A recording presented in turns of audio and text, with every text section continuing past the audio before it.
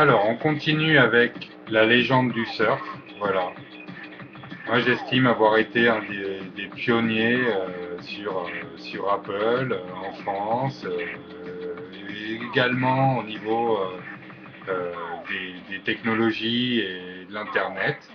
Donc, j'ai travaillé dans une start-up 4 ans avant que tout le monde se branle aux terrasses des cafés de Paris en parlant d'Internet par-ci, Internet par-là. Voilà. Ah tiens, vous la connaissez, non? Je ne peux pas refuser l'amour. Voilà. C'est pas moi qui le crie, c'est elle qui le dit. Alors, ben, voilà. On parlait tout à l'heure de Starfix. Alors ça, c'est vraiment collector. C'est presque un guide de Star Wars, avec à la fin un glossaire avec tous les personnages. Voilà. Avec des détails sur le matte painting, notamment la peinture sur verre pour les décors. Voilà, avant il n'y avait pas de DVD à notre époque, avec des bonus. Et là, en fait, les bonus, ben, c'était ça. C'était des livrets et des gens qui en fait, consacraient une partie de leur magazine à des choses en fait qu'on ne voit pas ailleurs.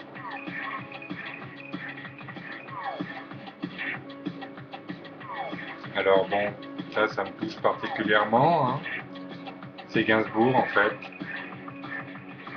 Donc une personne qui manque énormément, je trouve, en France. Voilà. On avait beau penser ce qu'on veut de lui. Moi, j'ai récupéré toute sa discographie en fait. Moi qui me croyais en fait un petit peu fan de Gainsbourg, c'est hallucinant le nombre de chansons qu'il a fait et qui ne sont pas trop connues. Donc vraiment une personne qui mine de rien devait travailler vraiment comme une brute. Voilà, Gainsbourg, personne que je regrette beaucoup. Alors fluide glacial, ben voilà, hein, c'est toujours pareil, hein, c'est du papier, mais bon, dedans il y avait du rire.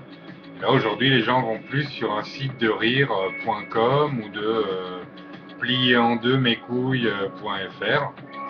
Voilà, nous on avait fluide glacial, peut-être Charlie Hebdo un peu, des magazines un petit peu comme ça qui étaient décalés et où il y avait des vrais oufs et qui n'étaient pas trop censurés hein, quand même, hein, parce que ils sortaient des trucs notamment sur les politiques à l'époque.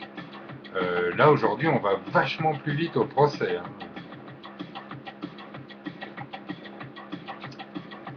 Psychopathe, voilà, donc pareil, c'était beaucoup d'humour noir, d'autodérision, de trucs assez au vitriol.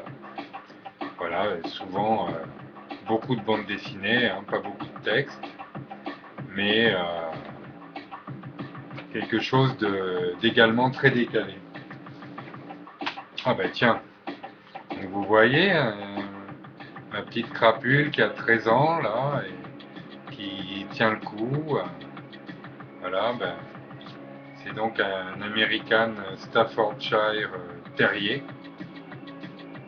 Quand je l'ai eu, j'ai acheté pas mal de ces magazines, donc Passion Amstaff, qui était très, très bien fait, et qui tentait évidemment de faire comprendre la loi aux gens, quelle que soit leur opinion là-dessus, euh, qui donnait des conseils éventuellement pour leur faire faire du sport, des conseils alimentaires, et puis surtout qui essayait de donner une autre image, ce qui est évidemment une démarche positive, tellement ces chiens ont été diabolisés, malheureusement parfois à juste titre, hein, puisque par exemple à Gennevilliers ou à Asnières, les dealers cachaient leur hashish dans le collier des chiens pour pas se faire contrôler par les flics. Voilà, ou ils s'en servaient pour impressionner le caïd du quartier. Donc que des règlements de compte entre humains, avec un chien pris en otage au milieu, tout ça parce qu'il a de belles canines ou une force dans la mâchoire supérieure aux autres chiens. Bon, que des trucs dégueulasses en fait. C'est un chien totalement normal. Le pitbull aussi. Il est considéré comme un chien normal aux États-Unis. Et si un chien mord, malheureusement, que ce soit un labrador, un dog argentin, un bull mastiff, un cani corso ou un caniche, plus ça va, plus les vétérinaires disent qu'il faut traiter ce chien-là et ne pas faire des catégories dangereuses d'entrée de jeu, euh, puisqu'en fait, ce n'est pas ultra justifié, vu le nombre d'autres chiens qui ont des mâchoires impressionnantes et qui ne sont ni catégorisés en 1, ni catégorisés en 2. Voilà. Il faudrait à la limite faire une troisième catégorie, puis une quatrième, puis une pour les caniches cons, une pour les Jack Russell, mordeurs récidivistes, qui emmerdent tout le voisinage. Voilà. Et puis surtout, il faudrait que les gens déjà tiennent leur chien en laisse, et ils ne le font pas dans la rue, pour certains. Et donc après, nous, si on a par exemple un contrôle d'identité, je pense qu'il nous faut environ 6 choses. Il faut les papiers du chien, il faut qu'il soit vacciné, il faut en fait qu'il soit lofé pour les nôtres, sinon il est considéré comme un pitbull. Il passe en catégorie 1 directement, qu'il soit assuré, qu'il ait passé, comme je l'ai fait évidemment, une visite comportementale chez un vétérinaire. Et ensuite, ils ont rajouté ça il y a quelques années, qu'il passe une journée avec un éducateur canin et le maître. Voilà. Donc, qu'il ait la muselière. Et ça fait au moins 10 choses, nous, si on se fait contrôler. Et la loi indique que les chiens doivent être tenus en laisse dans la rue. Et en fait, une personne sur 4 déjà le fait pas. Et nous, on est comme des couillons avec nos chiens muselés. Bientôt, on leur met les menottes aux chiens. Alors qu'en fait, on voit des boxers, des labradors, des dogs argentins. Et je dirais, il faut l'avouer, des fois même des pitbulls, sans laisse, quoi. Voilà. Et donc, sûrement, s'il n'y a pas la laisse ni la muselière, vous imaginez un peu s'ils ont les papiers et compagnie. Donc, extraterrestre. Donc ça, c'est un SDF qui me l'a offert. Voilà, donc je pense que par moment, on l'est tous un peu. Maintenant, après, chacun sa position. Époque, sur le revival punk, nos futurs. Ouais, donc c'est le magazine de la FNAC. Alors la FNAC, eh ben, s'il y a bien des ordures au niveau mensonger, commerciaux tout pourris et compagnie, en fait c'est bien la FNAC. Donc ils avaient prôné presque instauré comme religion le CD qui était soi-disant totalement inrayable et qui baisserait au niveau du prix. Bon, moi j'ai fait du camping, j'ai fait du truc, machin, je vais emporter mes CD, bon il y en a un sur deux qui est rayé, ou j'en sais rien, mais bon, à part en étant psychopathe, tout le monde a réussi évidemment sans aucun problème à rayer les CD qui étaient totalement inrayables, et mieux, le prix n'a jamais baissé. Donc voilà, des gens qui nous ont menti comme des gros enculés, donc la FNAC, et qui font des petits trucs gratuits et tout pour faire genre ils sont cool, mais en fait c'est des crapules, et ils contribuent en fait, ces gens-là justement, en premier lieu à ce que les gens piratent les choses. Faut bien être conscient de ce délire-là, quoi.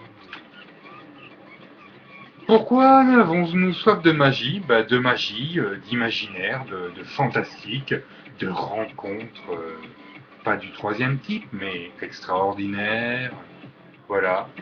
Donc, je pense qu'on a tous besoin un petit peu de ça, et c'est fait partie un peu ça touche au rêve, on va dire, hein. Ça commence à chatouiller les fesses du rêve, ce délire-là de magie, parce qu'on parle évidemment pas du tout du magicien avec son haute forme.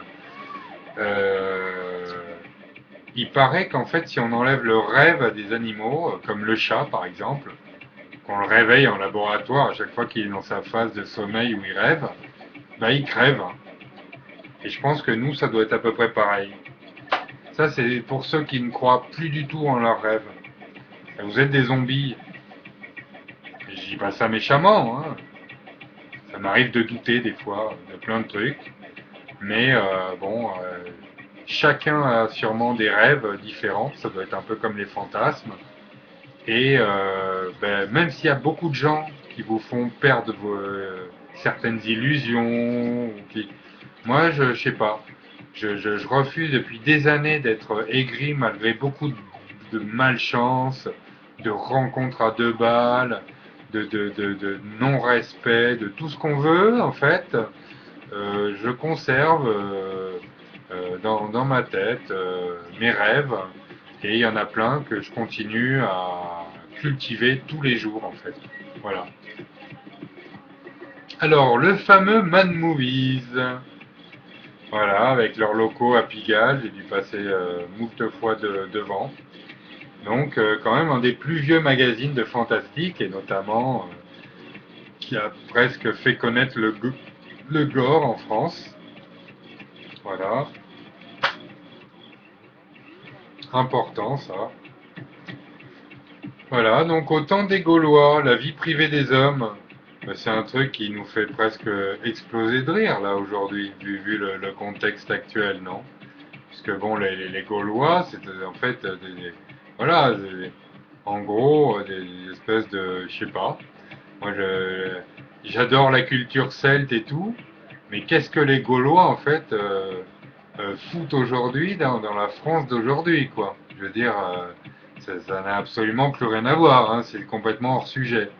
Voilà. Moi, j'adorais, comme j'adorais le dessin, dessiner des petites huttes, des haches et des. Je trouvais ça assez folklorique, le délire des Gaulois et de connaître un petit peu, en fait, mine de rien, notre histoire. Et puis là, il n'y a aucun, je sais pas quoi, protectionnisme, nationalisme ou je sais pas quoi. Moi, je suis passionné par les dinosaures, par exemple. Alors, est-ce que je dois être regardé de travers parce qu'en fait, j'aime les dinosaures ou je sais pas quoi? Bon, bah, faut voir. Ça doit pouvoir se discuter.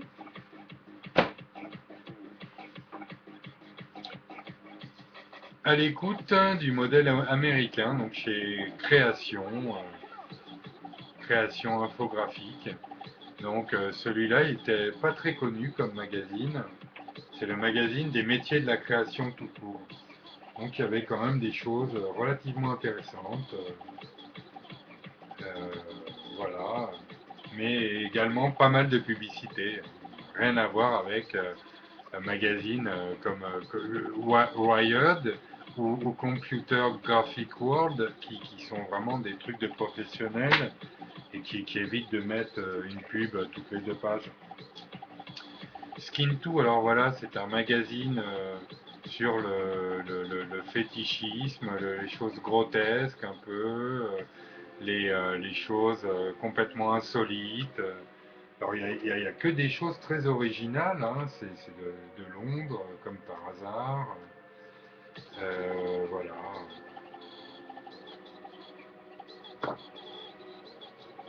Donc ça, c'est une collection donc une ligne de vêtements fétichistes terrible.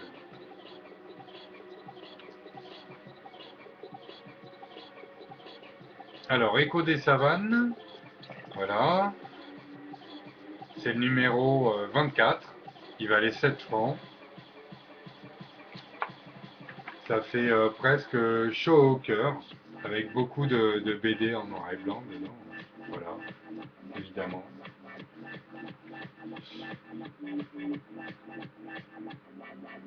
Voilà, donc l'écho des savanes, qui a opté pour un plus gros format après. En psychologie, comment Vaincre la mort de la vie de la mort, avec Marilyn Monroe. Voilà, jamais lu, mais ça existe.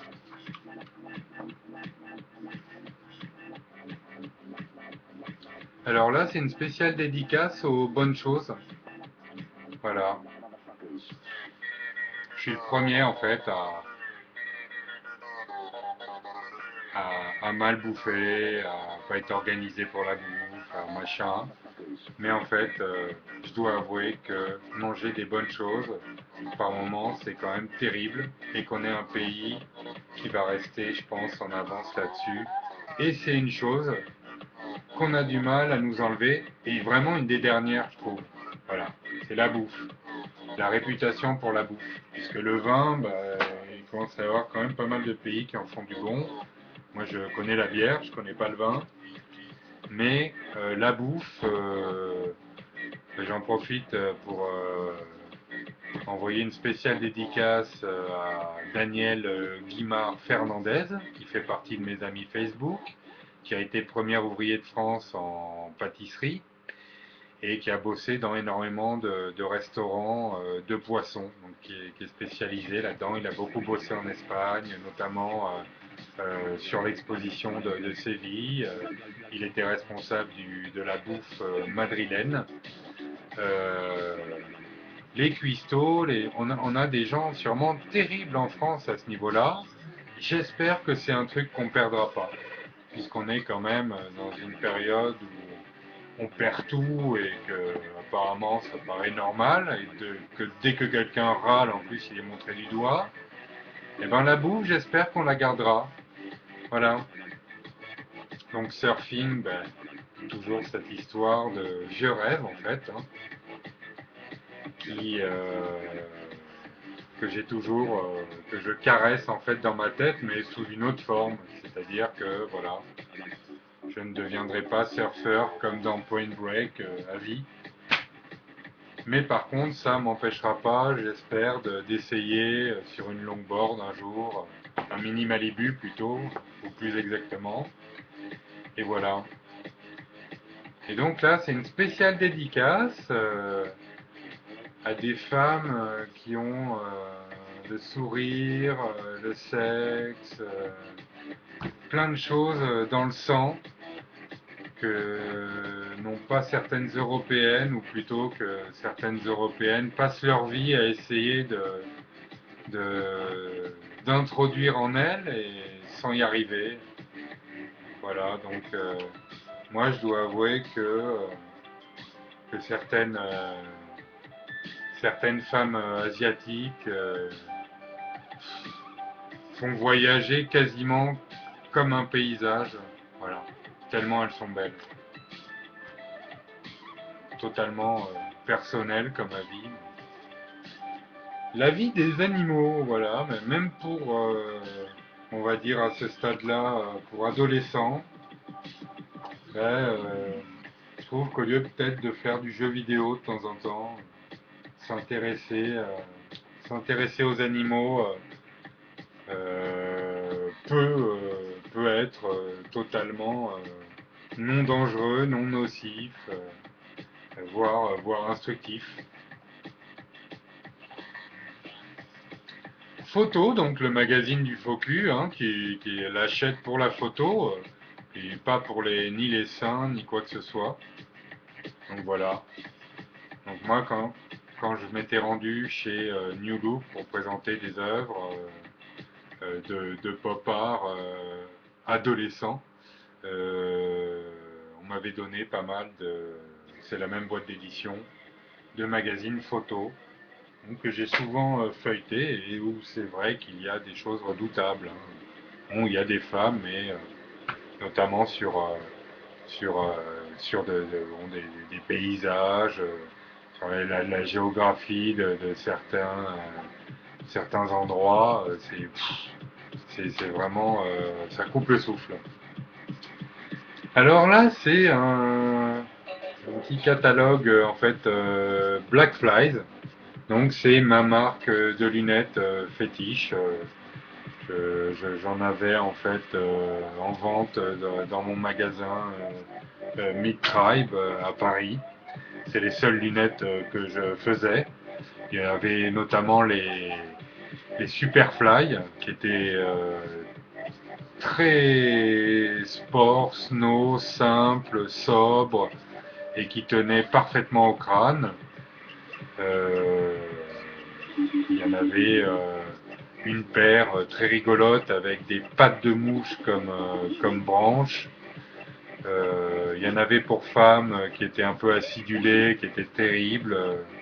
Donc, marque de lunettes très très originale, Black Flies, et donc qui sponsorise des événements de surf, de motocross, de skate, de snowboard et de sport de glisse en général, ou d'événements débiles. Les orchidées, donc, c'est pas une véritable passion, mais je me suis penché en fait sur ces phénomènes qui, qui font que certains gens les collectionnent quasiment. Donc, les orchidées, ça m'a beaucoup plu d'en offrir à des femmes de temps en temps, parce que je trouve que c'est un très beau cadeau, même si elles ne tiennent pas autant qu'avant. Parce qu'avant, en fait, on pouvait garder une orchidée, je crois, 4, 7, certains 8 ans. Ceux qui s'y connaissaient vraiment arrivaient à les garder vraiment parfois une dizaine d'années. Et qu'aujourd'hui, en fait, elles sont stressées dans presque des usines par la lumière pour faire beaucoup de fleurs.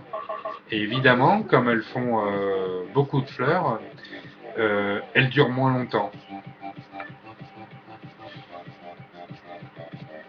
Alors, Néo, donc c'est un magazine espagnol sur la mode où en plus des vêtements, il y a tous les plans soirée. Bon, ce magazine est assez terrible, hein, et avec vraiment d'assez belles photos. On sent qu'il y a vraiment une qualité, une recherche. Il parle beaucoup d'expositions contemporaines, mais pour une fois de qualité. C'est pas des gens, des espèces de petits riches qui pètent dans un pot de peinture et qui exposent ça. Euh, voilà, pareil, sûrement les Espagnols qu'on prend pour des gens un peu pauvres, donc pas trop cultivés, ou carreleurs, ou maçons, comme les Portugais. Eh ben, on peut dire que sur la fête, et notamment sur ceux qui la propagent ou en rend, ceux qui rendent compte un peu des soirées et tout, ils sont loin d'être en retard. Ça, c'est un comics. Donc, moi, j'ai jamais collectionné ça. J'ai des amis qui se sont battus au plus de Saint-Ouen des fois pour récupérer tel numéro de Spider-Man ou de machin ou de Captain America. Moi, j'en ai quelques-uns. J'ai eu plaisir à en lire certains, mais je sais pas, j'accroche pas. Et par contre, au niveau graphisme, c'est vrai que c'est enrichissant. Voilà, celui-là, ça se voit pas, hein, la couverture est en relief par contre. C'est vrai qu'il y a toujours des recherches, des encres parfois un peu argentées. Bon, c'est quand même très créatif ce milieu. Et c'est vraiment pas étonnant qu'il y ait eu les X-Men, qu'aujourd'hui il y ait une bonne partie des films et qu'il y ait des blockbusters en fait qui tournent autour de tout le travail de Stan Lee, de Marvel et de voilà compagnie. National Geographic sur le Japon, bah, c'est pareil, c'est pour rendre hommage en fait aux victimes du tsunami et pour les saluer encore une fois pour leur originalité, leur vraie entre guillemets folie, même si par moments ça dépasse tellement les bornes que ils passent pour par contre de mauvais, on va dire, fous, pas pour des bons fous, on va dire. Voilà, donc Japon, moi c'est un pays où franchement j'aimerais aller un jour et voilà, un truc qui me trotte toujours en tête. parce que je pense que même s'il y a une énorme civilisation, moderne, technologique et tout ce qu'on veut, il doit y avoir un véritable dépaysement. Toutes les personnes que je connais qui sont allées à Tokyo ou ailleurs m'ont parlé de cette chose-là. C'est du fait d'être totalement dépaysé. Alors, Grand Prix de la publicité, voilà, ça c'est ma période. Voilà. J'ai dû faire 8 ans minimum de publicité. Et avant, je bidouillais chez moi des logos, des trucs. Donc, je voudrais passer enfin, de donner plutôt une petite attention en fait à une personne que j'avais sur Facebook en fait en ami, Christian Blacas, pardon, que j'ai croisé une ou deux fois à Paris, donc qui bossait, qui avait CBS News, donc le magazine presque de référence pour le marketing, la publicité et compagnie. Je voudrais saluer l'émission Culture Pub, qui pour moi, putain, mais alors pour une fois, là, n'a quasiment jamais été gnangnan, débile, machin, sauf peut-être après avec le nouveau collaborateur qui était un petit peu bizarre, là, qui remplaçait Christian Blacas, que j'aimais beaucoup moins. Mais voilà, Culture Pub et Christian Blacas, pour moi, c'était une sorte d'institution en France. J'ai été très touché quand ce grand monsieur de la communication et de la publicité est mort. Et lui, c'est pareil. Et j'étais sur un télésiège, je me rappelle, à Vars, donc dans une station de sport d'hiver. Et j'allais prendre le télésiège et le perchman en fait de la station écoutait la radio et la radio annonçait en fait la mort de Rézère. Rézère, alors La vie des bêtes, Mon papa, il y en a eu, hein. Il y en a eu des albums, des délires et des choses inégalées aujourd'hui encore, autant dans les textes quasiment que dans les dessins, et avec une certaine particularité au niveau des dessins, c'est que c'était quand même une des seules personnes en France au niveau dessin qui arrivait à faire un personnage avec 5-6 traits et où ce personnage, on l'avait croisé tous dans la rue, quoi. C'est un fou, cette personne-là, Rézère. Ça, c'est vraiment pareil quand il est décédé. Gros trou, sûrement, pour les gens de ça, là. Les gens du dessin, de la BD, les gens d'illustration. Euh, pour moi, ça devait être quelqu'un vraiment de référence hein, pour eux. Mais en parlant de référence, Gilbert Shelton, voilà, donc les Fabulous Freaks Brothers. Celui-là, en fait, j'ai ramené du festival de la BD à Angoulême, où j'ai eu un stand une année quand j'avais ma boutique, et où il y avait un tatoueur sur le stand. Ah, il a été cool, hein, regardez. Donc il m'a dédicacé, en fait, cet album, cette BD des Freaks Brothers. Et moi, ce que je lui ai demandé aussi de dédicacer, c'était un ouinge, un bon ouinge.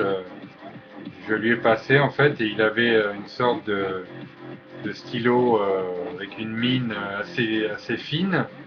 Il me l'a dédicacé et il a fait un trou sans faire exprès. Il m'a regardé comme ça, il m'a fait "Oh, excusez-moi". Et c'est quelqu'un qui a gardé en fait ce joint et je pense qu'il est peut-être sous verre aujourd'hui avec la signature de Gilbert Shelton dessus.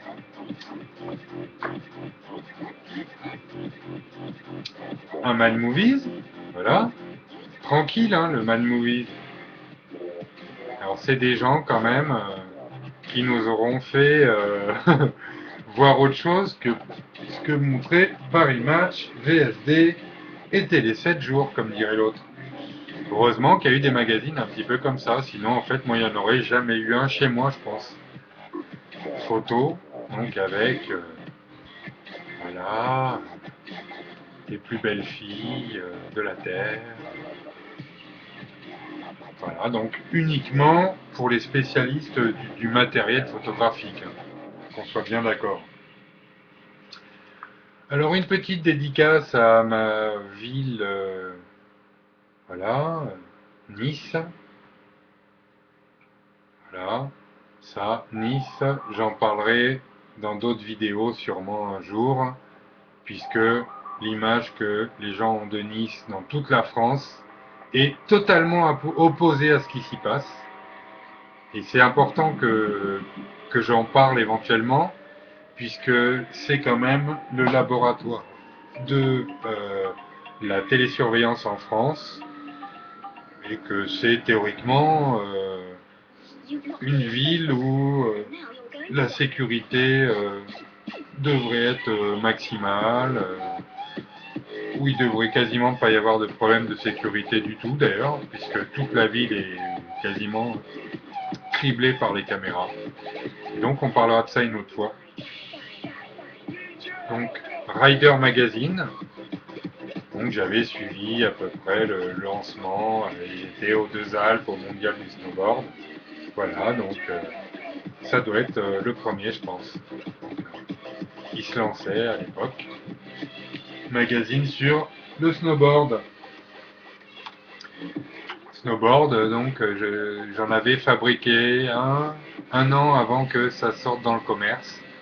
Et bon, il tournait à peu près que d'un côté. Voilà, il avait une semelle en polyéthylène, des ailerons en aluminium. Et je l'avais réalisé avec un sandwich de résine époxy et de tissu de verre au milieu de deux plaques de contreplaqué de 5 mm. Voilà, donc tous les jeunes qui font du snowboard aujourd'hui n'ont même pas idée de ce qu'on a cassé comme fixation, de tout le matériel qu'on a eu au début et quand ceci balbutiait. Et Marianne Guachel, la fameuse championne de ski, qui nous traitait de simples voyous. Voilà, on n'était ni des snowboarders, ni des sportifs, et encore moins des skieurs ou quoi que ce soit. On était juste des voyous qui abîmions les pistes. Donc, alors que bon, les gens avaient été moins durs pour le monoski, comme par hasard. Alors, le monoski, j'en ai fait 7 ans. On n'était pas montrés du doigt comme des voyous. Mais dès qu'il y a eu le surf, en fait, il y a eu une certaine population, peut-être un certain esprit, une certaine sécheresse, qui a fait qu'en fait, on a été montré du doigt au début, mais alors vraiment stigmatisé, mais violemment. Heureusement qu'il n'y avait pas trop de gens qui avaient de l'argent dans les snowboarders au début, parce que sinon il y aurait eu des gros procès dans la gueule, parce que c'était vraiment des manques de respect, de considérer qu'en ski on est quelqu'un de bien et qu'en snowboard on est qu'une merde ou qu'un voyou ou qu'un délinquant. Et donc heureusement que tout ceci a bien changé.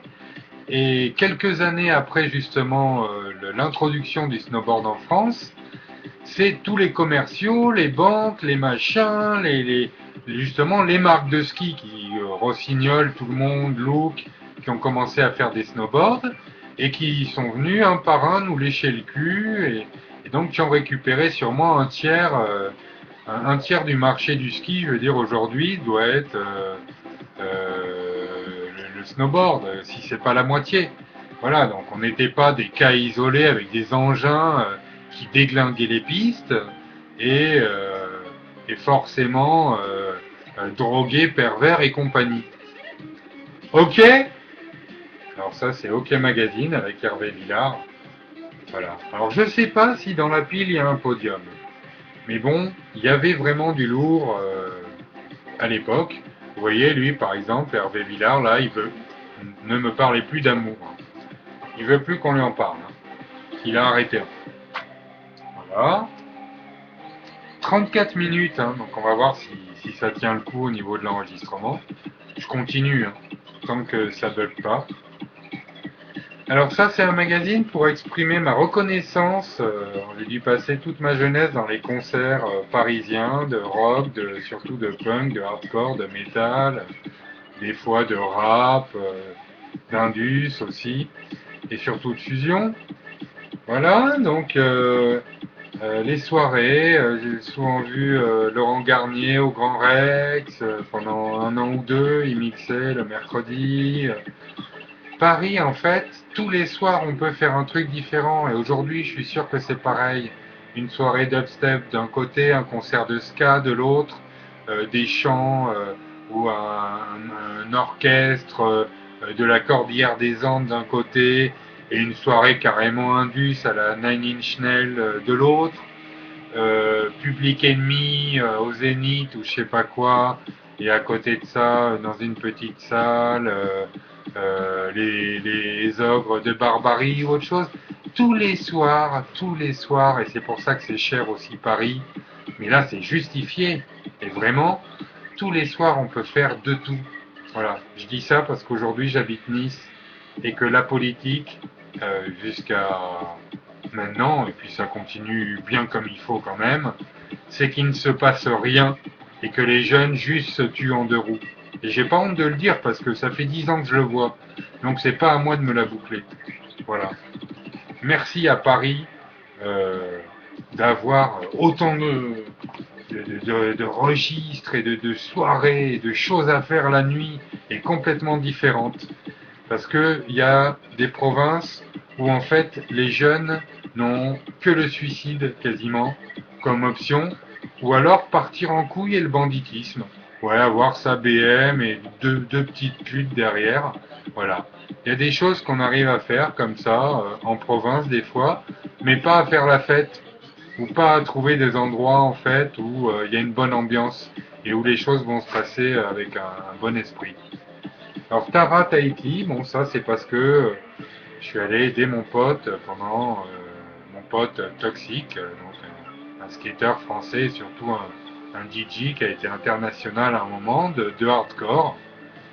Euh, donc Tara c'est la marque de fringues de Tahiti et j'ai failli faire des t-shirts avec eux ou en collaboration avec eux ou par leur intermédiaire. Et puis bon ça ne s'est pas fait parce que il vaut mieux les faire fabriquer en Asie. Donc, voilà. Et donc j'ai aidé mon pote Toxic pendant 4 mois à monter son skate shop, bon qui était déjà monté, hein, mais pour la communication, les t-shirts, les stickers, tout ça, je lui ai donné un coup de main. Et donc son skate shop s'appelle E-Spot. Il a dû changer de nom et en fait, il se trouve à pas péter. Alors ça c'est donc un ça m'intéresse, donc qui est le Science et Vie du mongolien, et donc où en fait dedans on parle de l'eau. Donc c'est un ça m'intéresse sur l'eau et la sécheresse. Voilà. Ça c'est le petit magazine en fait qui était disponible à la Fnac et où il y avait pour une fois des choses à peu près underground. Ils ont parlé de ministries, ils ont parlé de plein de trucs à un moment. Ça n'existe plus, c'est dommage, c'était un gratuit et pour une fois en fait vraiment un peu décalé. Voilà.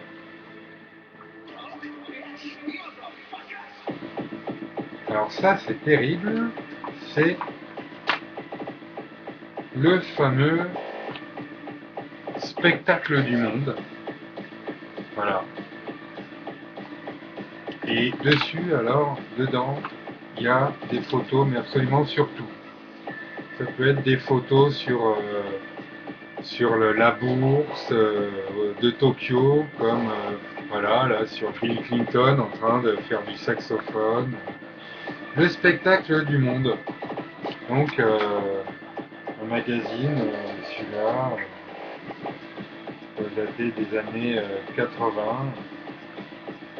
Voilà. J'en ai trouvé que deux ou trois. Il doit être assez rare à trouver aujourd'hui. Donc ça, c'est des magazines techniques, hein, du film et de la vidéo, avec Priscilla, princesse folle du désert. J'adore les dialogues, les répliques et comment elles se cassent entre elles. C'est assez sans pitié. Voilà, donc Ça, c'est parce que c'est un métier. Et voilà, c'est pas le mien, hein, pas la vidéo. Moi, j'étais infographiste. Euh, Ce que je veux dire, c'est qu'une fois, je suis allé à la NPE et donc je bossais sur des vidéoclips, tout ça. J'avais quand même fait quelques preuves du sérieux de mon travail ou de mes motivations. Et donc j'arrive à la NPE et donc je dis que je veux travailler dans la vidéo, machin, donc que j'ai besoin d'apprendre les logiciels Flash notamment. Donc pour chercher une formation, je me présente. La personne m'a répondu: Ah, vous voulez travailler dans la vidéo? Mais je me demande comment il y a des gens qui vivent encore de ça. Alors, cette personne de la NPE, bon, qui est totalement incompétente, hein, évidemment, je me demande s'il ne faudrait pas l'amener par la peau du cul chez Sony pour voir un peu oui, pour avoir en plus euh, croisé toute l'équipe de Sony avec le PDG Japon et le PDG monde de Sony à l'hôtel Martinez à Nice. Non mais allez raconter à certaines personnes qu'on ne fait pas d'argent avec la vidéo ou je sais pas quel délire d'handicapés moteurs et mental notoire. Donc voilà, carton rouge pour Pôle emploi. Il y a des métiers qui sont peut-être un peu marginaux, mais il faut arrêter de considérer ça comme des trucs de clochard, notamment la publicité ou le marketing. Ce sont des milieux où on est soit un esclave, voire un clochard, voire les deux à la fois, soit des fois une personne qui a 10 villas ou carrément une multinationale dans les mains. Donc voilà, c'était comme quoi c'est également comme le boulanger, comme le carreleur, tout ce qu'on veut, la nourrice, la sage-femme, la vidéo, quand un médecin a besoin d'une vidéo sur la myopathie, il s'adresse bien à quelqu'un. Moi, j'aimerais qu'en France, on arrête de mépriser les choses comme ça. Faut arrêter de prendre les Américains pour des cons, parce que justement, les Américains dans leur société, il y a peut-être des différences et des fossés et plein de choses et des malaises et de l'insécurité comme dans la nôtre. Mais par exemple, un aide-soignant peut très bien être copain avec un ingénieur ou un mec qui a trois sociétés peut très bien traîner avec des musiciens ou un graphiste, voire un mec qui a des dreadlocks ou la tête rasée. Et il y a des petits cinémas, des catégories et des étiquetages et plein de choses qui sont typiquement français, qui sont tellement dans nos habitudes en fait que ça ne choque personne, mais qui sont en fait tout pourris et qui mettent que des cloisons, des frontières, des fossés et des trucs entre les gens. Et moi je trouve que l'argent et plein de choses en mettent déjà assez, des fossés, sans se rajouter 4 ou 5 couches par-dessus comme le font les Français, en continuant à montrer les Américains du doigt. Quoi. Quenelle, hein, attention. En parlant de quenelle, abordons le problème de la Corse. Non mais voilà, la Corse, j'ai été en Sardaigne. Oui, j'ai été à Caprera, au Club Med une fois. J'ai des souvenirs de plage, enfin, mais c'est que du rêve. La Corse, étant donné que je plongeais avec le masque, les criques, les calanques, ben, pas étonnant que ce soit l'île de beauté. Ben, j'ai dû faire 5 ou 6 ans de chasse sous-marine. Hallucinant d'être à 12 mètres en haut d'une falaise et d'arriver à distinguer dans l'eau les anémones de mer. Mais motivez-vous, c'est de toute beauté. C'est en plus pour la planche à voile, dû en faire quand même 12 ans de la planche à voile environ. C'est une mecque, parce qu'évidemment, il suffit de prendre la voiture et on bénéficie de toutes sortes de vents. C'est une île. La Corse, voilà. Pour la bouffe en plus, mais alors certains trucs, la copa, le pâté de mer, les choses à base de sanglier. Encore l'autre jour, j'ai mangé des gommes, de la guimauve en fait, au miel et à la châtaigne corse. Il y a une bière corse ici également, qui se vend dans le commerce à Nice.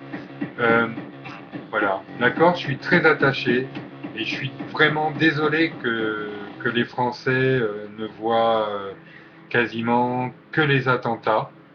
C'est vrai qu'il y a une sorte de caractère, on va dire, ouais, à la Basque, à la ETA, tous ces gens qui sont un peu extrémistes, indépendantistes. Il doit y avoir des Bretons qui ne font pas mieux.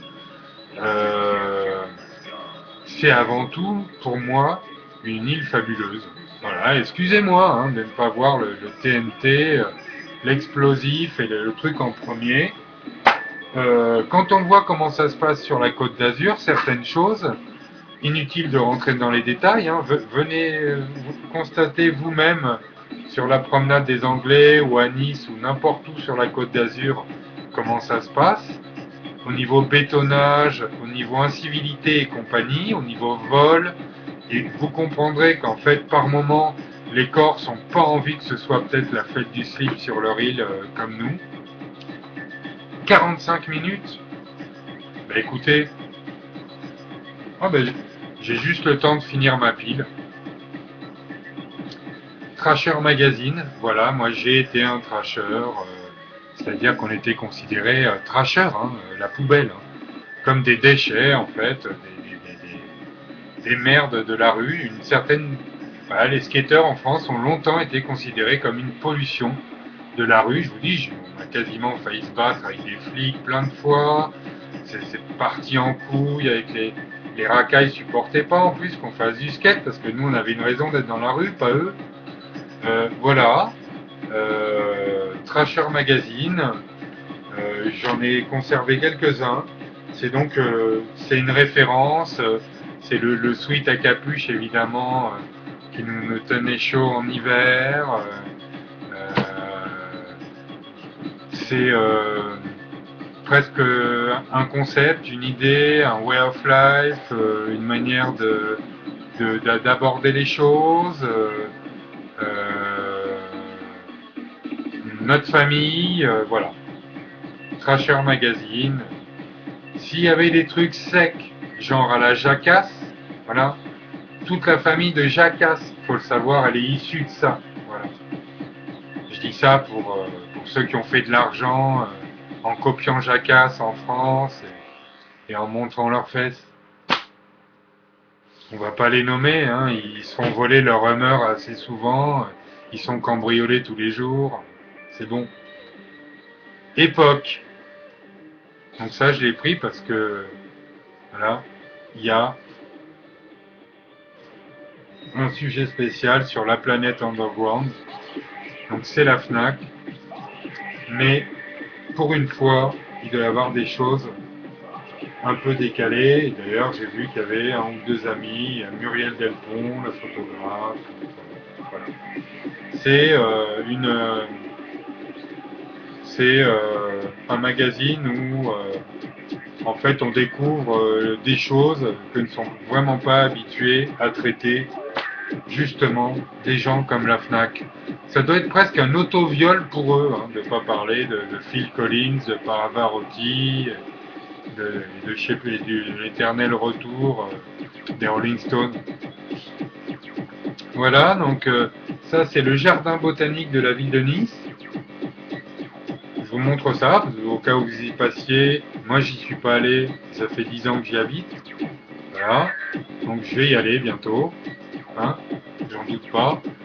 Et par contre, j'ai travaillé au Parc Phoenix pendant presque 4 ans, la nuit, le jour, et comme agent de sécurité incendie. Et ça, il faut absolument le voir. Voilà, le Parc Phoenix est un parc animalier et floral. Il a en son sein, il y a 7 hectares, il a en son sein une serre d'1 hectare qui s'appelle le Diamant, qui a été conçu par un architecte et qui est subdivisé en 7 climats différents, avec une serre orchidée, une serre pour les caïmans, une serre pour, à l'époque, les iguanes. Il y a eu les éclosions de papillons qui ont été très connues à l'ouverture du parc. Donc voilà, le parc a failli fermer 4 ou 5 fois.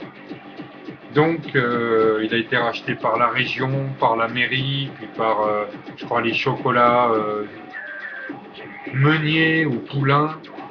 Enfin, c'est une rente, il y a un lac artificiel, il y a des moyens mis en œuvre, et c'est une rente et des dépenses faramineuses.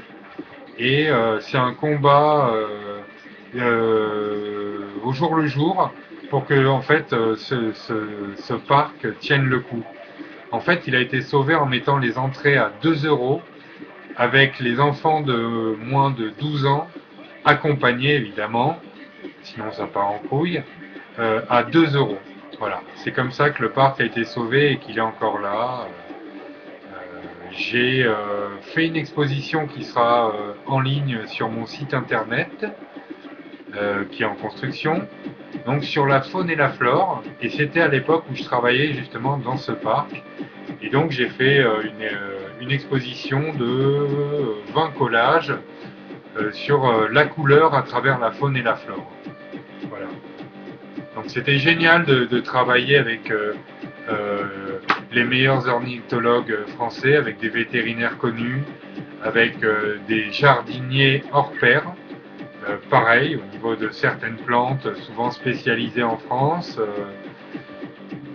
Il y avait ma partie de travail, mais je dois avouer que pouvoir parler à des gens comme ça, c'est vraiment enrichissant. Mad Movies et une spéciale dédicace à Georges Romero pour son Zombie, le 1, voilà. Évidemment pour la suite aussi, pour The Day of the Dead et tout ce qu'il a fait ensuite. C'est vraiment un énorme monsieur. Voilà, Georges Romero, c'est la personne, parce que j'ai fait ça 3-4 fois pour des courts-métrages, qui m'a donné envie de créer des effets spéciaux et de me prendre la tête avec cette espèce de part de magie, parce que c'est de la magie, au niveau du gore. Et donc, pour moi, c'est une personne totalement pionnière et qui a débroussaillé, même avec une certaine autodérision et toujours un humour sous-jacent, ultra noir. C'est l'image en fait du gore que j'aime et que j'affectionne. C'est celle qu'a instillé et qu'a donné Georges Romero avec ses productions. C'est-à-dire des choses à prendre souvent au deuxième degré, ce qu'énormément de Français ont du mal à faire quand on voit les rageux et tous les branleurs et les pétasses mal baisés sur Facebook. Voilà.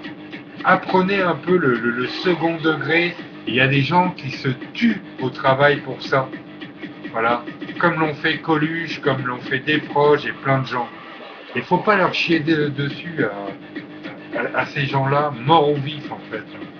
Parce que c'est un travail très important, sinon le pays il serait à feu et à sang. Essayez de capter ça. C'est pour ça aussi qu'on va pas très très bien. C'est qu'on les a plus, les Gainsbourg, les Devers, ouais, j'allais dire même Depardieu, ou le théâtre du Splendide. Tous ces gens, les nuls en fait qui nous faisaient marrer avec leurs trucs, mais j'étais super fan. Mais c'était des dieux pour moi les nuls. Aujourd'hui, mais malheureusement, une partie de l'humour des nuls, et notamment leur fausse publicité, c'est des choses qui nous arrivent en vrai. C'est-à-dire qu'ils ne sont plus drôles. Voilà. C'est des gens qui ont anticipé certains trucs, qui étaient donc drôlement précurseurs, pionniers, et en plus d'être doués et d'avoir un talent souvent énorme. Voilà. Alors ça, c'est un des fanzines que je vendais en fait dans ma boutique. Rêve sédimentaire. De la photo en fait en noir et blanc. Vraiment souvent très insolite, très marrante. Des pochoirs, de l'art de rue, voilà. J'ai adoré vendre au moins j'avais une vingtaine de fanzines, même pas des magazines, des fanzines tous en underground, presque introuvables, quand j'avais ma boutique de skateboard, de streetwear et de vêtements à Paris. La vitesse, en fait, ben, c'est par rapport au skateboard. C'est que j'ai été un des premiers. Je me demande si je dis pas le premier à chaque fois, mais bon. Je dois être le premier à avoir fait de la longboard en France. Il y en avait une ou deux dans les skate shops. Elles servaient de décoration au plafond pour faire rire les gens. Ça servait d'objet décoratif, quoi. Et moi, en fait, j'ai pris une Powell Peralta, une des premières longboards, et une Santa Cruz aussi qui existait au début. Et puis j'ai dû en faire 10 ans. Donc j'ai jamais lâché l'affaire. Voilà. J'ai eu des soucis d'eau dernièrement. Je vais recommencer en fait à faire de la longboard sûrement soit sur une Sector, je ne sais pas encore ce que je vais prendre, peut-être une Dogtown. Mais en fait, il n'y avait pas grand monde, y compris des gens titrés en France, comme Jérémy Daclin, Rinaldo Stevenazzi et compagnie, qui me suivaient en fait dans les pentes. Hein. J'étais considéré comme assez ouf en vitesse. Et donc j'ai marché à l'adrénaline pendant des années et des années. Et je regrette pas ça, sinon je pense que j'aurais peut-être mal tourné. C'est important, je pense, d'avoir des activités, même si elles sont plus ou moins légales, comme le graffiti et le skate. Euh, Quand on est jeune et qu'on est un peu agité ou qu'on a un excédent d'énergie, peut-être bien d'aller dans des concerts, au lieu de faire je sais pas quoi, de se la péter ou en fait, de faire des combines qui t'amènent en prison ou je sais pas quoi, voilà. Donc j'ai pas de morale ou de trucs à faire aux gens, mais voilà l'affaire. Plus les jeunes font quasiment plus de sport. Quand il y en a un qui est passionné par les plantes, les animaux, le- voilà, non, peut-être la politique aujourd'hui. Il y en a un qui va se passionner par la politique et puis il va se faire tuer dans la rue, dans une manif, comme un gland à 19 ans. Je sais pas. Je sais pas, mais bon. Moi, pour moi, tout ça, c'était vital. Si j'avais pas fait de snowboard, mais voilà ce que je serais de skateboard ou de tout. Je serais quoi aujourd'hui, franchement? Et puisqu'on en parle, voilà le délire. Donc, moi, qui suis pourtant assez ouvert d'esprit, enfin, quand je dis assez, il m'en faut vraiment, par exemple, pour bloquer quelqu'un sur Facebook. Putain, voilà, quoi. Je reste punk dans l'âme, machin. Euh, J'accepte plein de choses, mais putain, franchement, sur Facebook, arrêtez! Arrêtez d'avoir que des pseudos autour de la drogue, dans la techno, de faire l'apologie de ça, mais je sais pas, parler autour de vous, un peu aux anciens, les jeunes, pas à moi, qui me suis jamais défoncé, quasiment. J'ai bu des bières, j'ai fumé des joints. Ouais, voilà, ok. Bon, euh, mais non, pour le reste, là, tous les gens qui prennent des trucs en free party, en machin, et qui en sont fiers, je parle pas des autres, il faut que jeunesse se passe et tout. Mais tous ceux qui font la pub de ça, qui prônent ça, qui n'hésitent pas à mettre 3 noms de drogue dans leur pseudo sur Facebook et compagnie, franchement, ils me sortent par les trous de nez. Moi, j'ai des amis qui se sont suicidés, qui ont fait partie des free parties, machin, mais un jour qui se sont vendus, soit allés se jeter sous un train, qui sont pendus, qui sont pas trop partis en couilles, qui font des voyages, des séjours en HP à répétition, voilà. J'ai vu un petit peu ça de loin.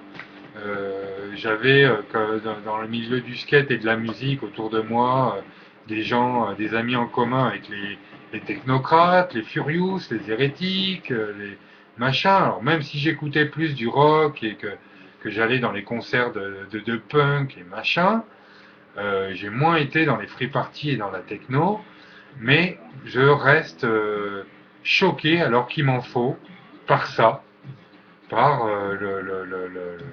voilà, la drogue est devenue une sorte de dieu alors que c'est de la merde. Et souvent, et ça se vérifie, hein, voilà, c'est malheureusement par rapport aux pubs des années 80, la pub, là, pour une fois, elle n'a pas pris une ride, c'est qu'aujourd'hui, on pourrait refaire la pub avec le gars qui jette la drogue dans les chiottes, qui tire la chasse et qui dit que c'est de la merde. Et ce serait courageux de faire ça, je trouve, beaucoup plus que de s'appeler Extaketa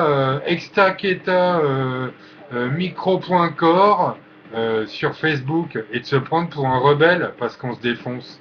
C'est un peu subversif, comme l'avait dit Jim Morrison, le fait de se défoncer.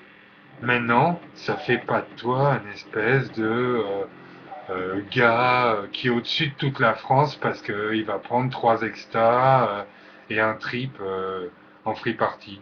Moi, écoutez, je continue à être un vieux con là-dessus, je comprends pas ce type de comportement.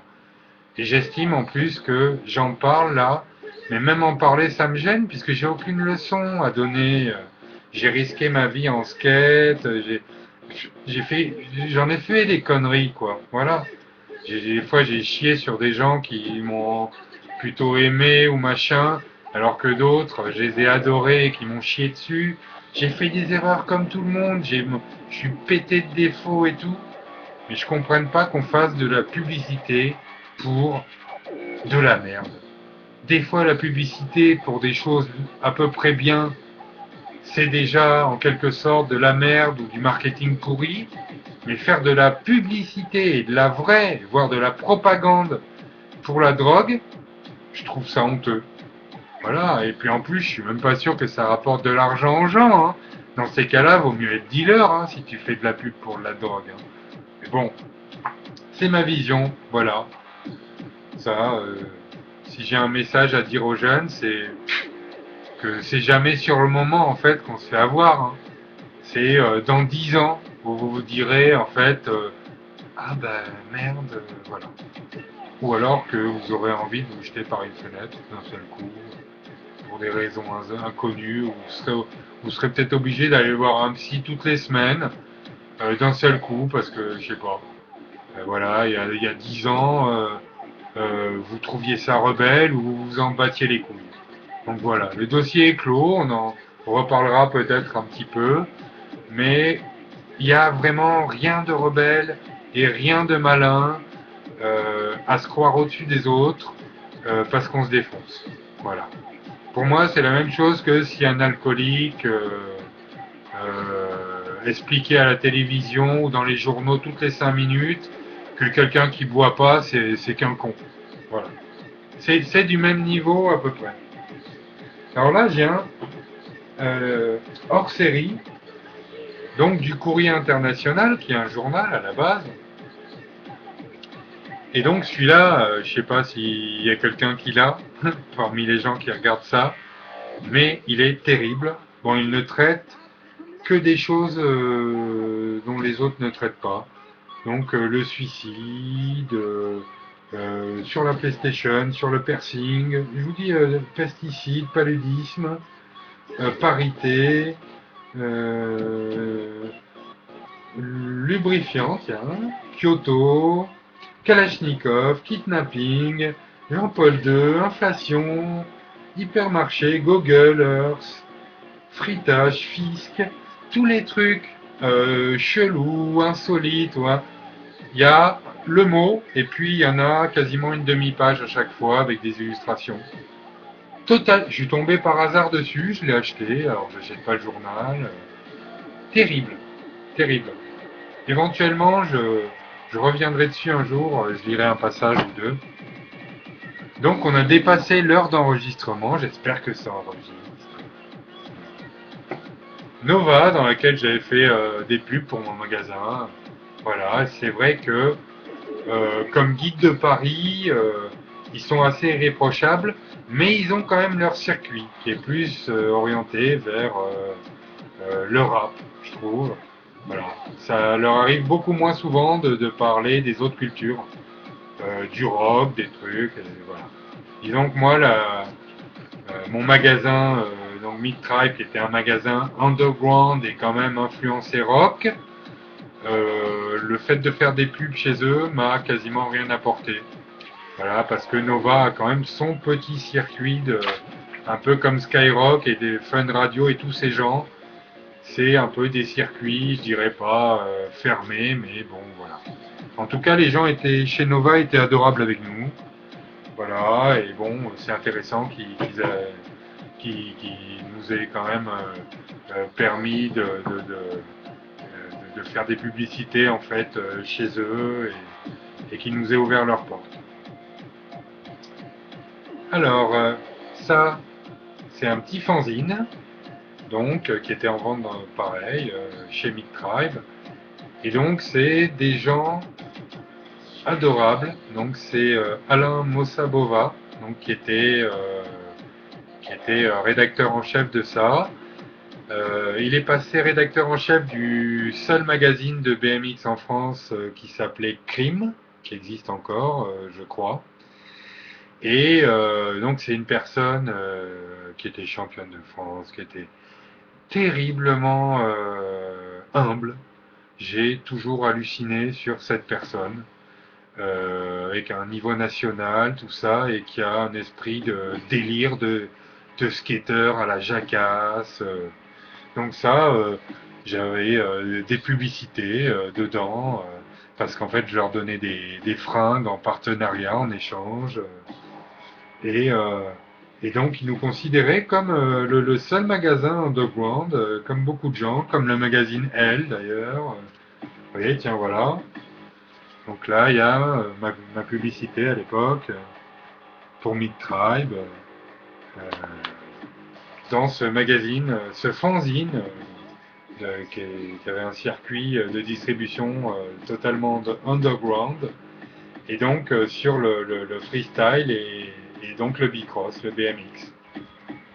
Allez, il en reste un sur la table et puis on va s'arrêter.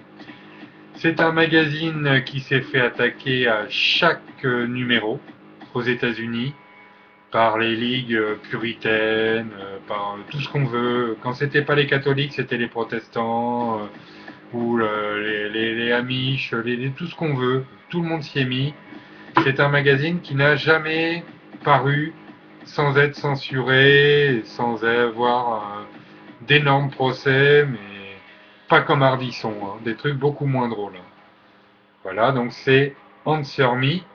Celui-ci est sur le suicide.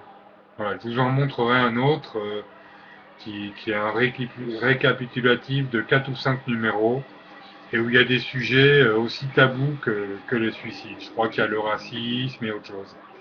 Voilà, donc avec souvent des photos, des reportages sur les serial killers.